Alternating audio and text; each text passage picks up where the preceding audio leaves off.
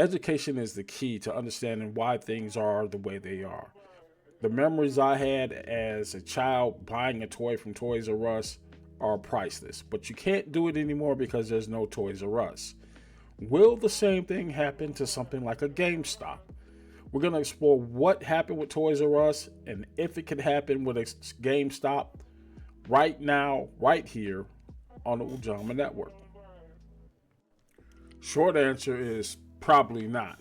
Now, this is purely speculation on my part, just having a 2020 vision on what happened with Toys R Us. For those that do not know, Toys R Us was the victim, and I say victim, of a LBO. This is a leveraged buyout. Now, what is a leveraged buyout? Basically, your company, in this case Toys R Us, is underperforming because of whatever.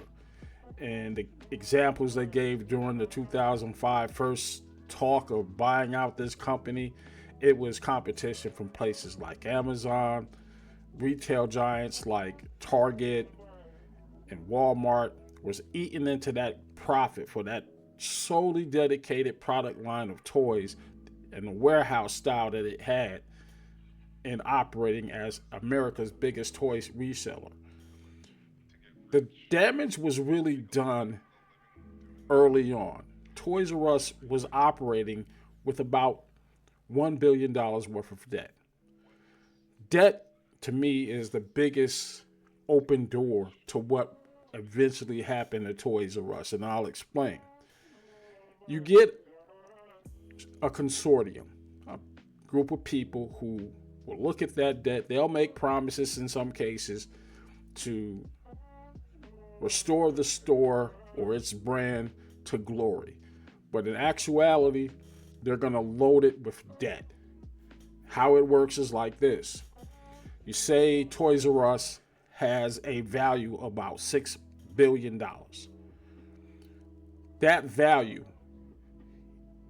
is how much it's actually worth. But it was carrying about $1 billion worth of debt. Debt like retirement funds, acquisitions, whatever they were spending their money on. The consortium comes in and says, hey, we're going to buy the company. And in this case, it was like maybe three main companies. Those three companies put together a package and they came up with about $1 billion to buy a company valued at $6 billion. Well, where did the rest of the money come from? It's not going to sell for $1.3 billion or whatever it was. No, the company's worth $6 billion. The consortium borrowed the rest. Cool, right? New owners, new leadership, new management. What happened? Well, the owners don't pay that debt. Toys R Us does. The new owners collect fees, interest fees, managerial fees, processing fees from Toys R Us. Those fees cost Toys R Us alone about $20 to $50 million a year in just fees. Now, the money that was borrowed to purchase Toys R Us is going to be paid back to the creditors at usually high interest rates. And what happened with Toys R Us is that interest rates netted about $500 million a year for each year they were operating just in interest, which means none of that money being paid out in fees and interest was chipping away at that initial $5.5 billion worth of debt that it was owed, that was owing, or the $1 billion they already had on the books. So after all those years, Toys R Us ended up going bankrupt, still owing $5 billion. In other words, they barely paid back the amount of money that the consortium put forth. And the debt was there. What ended up happening is because Toys R Us was a major footprint, owning about 40% of the stores that it operated, 60% was leased. They converted those leases that were still profitable and used that to sell, and they sold the land and inventory and all the shells and everything else to try to come up with the money that was now layered on them in addition to what they operated for, and they went out of business. Now, how does that tie in with what's happening with GameStop? Well, let's talk about that right now too. Now, GameStop is in a different ball game altogether. One of the things that attract companies like the ones that purchased Toys R Us and that LBO is something that you don't think of when you think of a major chain, and that's the real estate it sits on. Toys R Us owned 40% of its locations, so it had some real estate that it could use as collateral, and it could use to sell off if they were on performance, or if they were really pushed for cash, they could sell that real estate. GameStop is a different bird. GameStop almost exclusively leases its location. So its brand name, those signs, that's relevant. But where they usually exist, inside the shopping plaza, and if the store is underperforming, they have a little bit of flexibility because, they can just stop paying the lease or finish out the lease when it's up, vacate the store. They don't pay those costs. They just been paying, lease payments. Why are we talking about this? Well, what happened to Toys R Us was that it pretty much became the only outfit in town that sold exclusively toys. But during the heyday of online shopping, little by little, Amazon, other retailers, online retailers started eating away at that profit. Then you had big box stores like Target and Walmart eating away at the profit margin. There was a market share issue there. Those stores didn't specialize in toys like Toys R Us did, but it was almost synonymous. That's where you would go to get your video games from at one point in time. Along comes GameStop, and that is exclusively for games. What's happening in the gaming community right now with Sony opting to do away with a large part of the GameStop inventory, which are the actual games. Buy them used, buy them new, whatever. There's usually product launches with major games. I can already tell you that people are preparing to line up for GTA 6. It's going to happen. And they're going to be camped out at those GameStop stores till they can get their hands on that game, despite what Sony is trying to do by eliminating optical disc. This could potentially have something to do with the speculation that I'm theorizing myself of, could this be kind of a sign that an LBO is profitable? Because you have location, but the one thing that GameStop does not have that Toys R Us had is a bunch of debt. GameStop operates without debt, by and large. They have cash reserves. It's become synonymous with gamers because of what happened when Wall Street tried to short GameStop and AMC that time.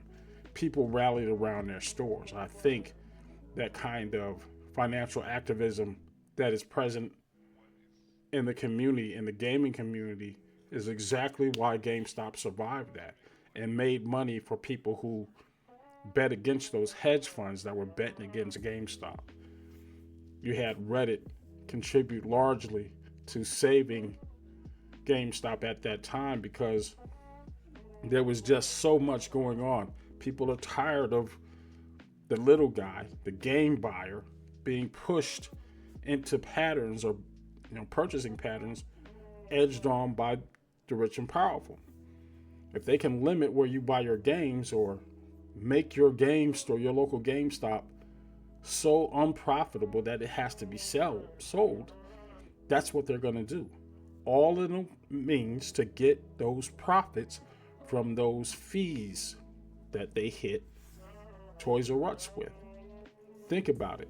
If you can put forth a fraction of what that chain is worth and then borrow untold millions of dollars and then load that debt into that company just so you can collect fees for 10 years, that's revenue for these investors. It might not happen, or probably won't happen, because of how GameStop is positioned and how it's structured. But it still is an interesting question, because location isn't the only thing that makes GameStop attractive for a potential buyout. What are some of the other things? In recent years, GameStop has accumulated billions of dollars in cash and short-term investments. It's doing its thing so it can kind of prevent the kind of thing that happens or happened to Toys R Us. Also, it's a recognized brand that could be attractive to potential buyers. It still has a significant brand recognition and a very loyal customer base, as I already alluded to. It has little to no long-term debt. That could be a factor in why it cannot be used or leveraged as a potential LBO, because the reason that Toys R Us got into so much debt is because it owed some money, over $1 billion. That's not the case with GameStop. Why is LBO less likely? Because GameStop remains very heavily watched. We got our eyes on it, and everything that's happening with Sony and Xbox trying to really stick it to the consumer base by forcing you to join a online subscription platform to purchase your game and only getting it through digital means. In this heightened age of anti-AI data center storage, where do you think those games are going to be downloaded from? If you're not buying physical disc, you're contributing to the problem of AI data centers, which are literally storehouses for all of the games that you're going to be trying to download and play simultaneously. So yeah, there's that. And I don't think we're talking enough about that.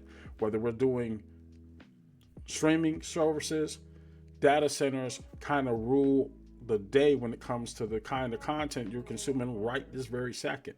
We're all kind of contributing to the very problem that we're talking about. This just adds to it. More digital content means more storage facilities that are going to be needed to satisfy that demand. By keeping those games on a physical disc, you eliminate the need for that data to be stored on a data center.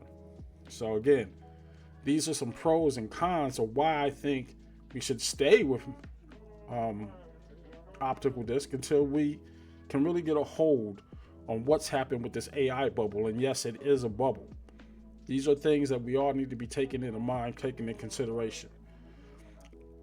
Long and short, I don't think it's going to happen with GameStop, but anything can happen. If somebody gets enough gumption to think that they can do GameStop better than what it's currently doing, or if inventory suddenly disappears and you have other outlets to purchase your gaming consoles, and then again, if a gaming console is going to be $1,000, I don't think we're going to have to worry about it, because nobody's going to be buying that at that price while paying a subscription for games that you could never own. Making sure that we are staying educated on what's actually happening behind the scenes, so when we come up for air, when we're trying to relax and play our games, think about what's happening on the business cycle, because they're targeting your wallet. Let me know what you thought about this content, and I'll talk to you later.